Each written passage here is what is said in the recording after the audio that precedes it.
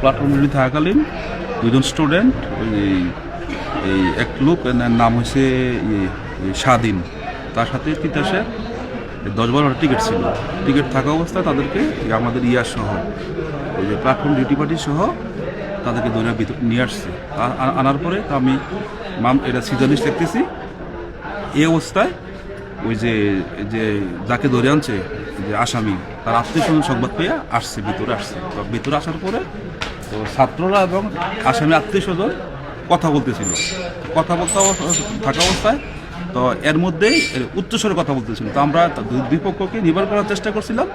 এর ফাঁকেই ওই যে আসামির আত্মীয় স্বজনরা গেটের বাইরে অবস্থান করছিল।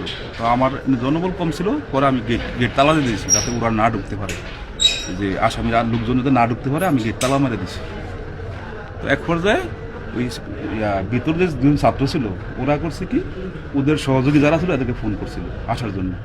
তো আসার পথে প্ল্যাটফর্মে এদের এক বন্ধু ওই যে আসামির যে লোকজন হেরা হয়তো এর উপর মনে হয় এই কিল ঘুষি মারছে।